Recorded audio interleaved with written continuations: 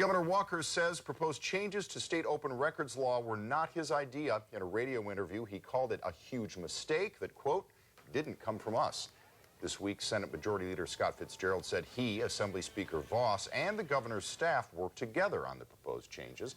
The plan shielded some lawmaker activity from the open records law. It was met with harsh criticism and ultimately scrapped. And some felt those proposed changes were a response to an open records lawsuit. That suit targets the governor's office, and Greg Newman looks into the theory tonight in our Capitol Report.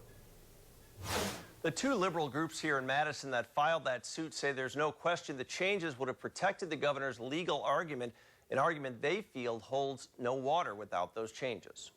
I think it's pretty clear they need to make some changes in that. That was Governor Scott Walker's initial response to the changes proposed to Wisconsin's open records law last weekend. Those changes are now dead, but two groups suing the governor's office for records pertaining to the development of another failed budget proposal, changing the language of the Wisconsin idea, say he's acting as if the open records changes were not only passed, but already took effect. And we got responses from the governor's office that gave us some records that point to the fact that his chief of staff was involved in these changes, but they didn't give us really the who and why. What was the origination of this idea? Where did it come from?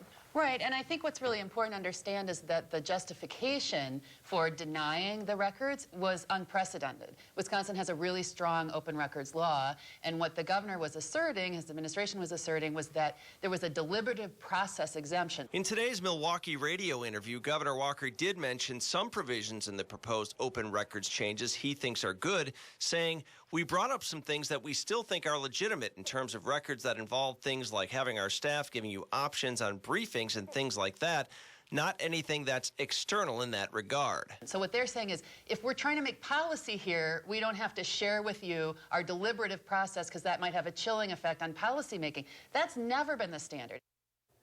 Now, the governor's office disputes that characterization of their argument. Their in-house counsel is defending the lawsuit because Attorney General Brad Schimel has refused. Schimel was also very critical of the proposed changes to open records law.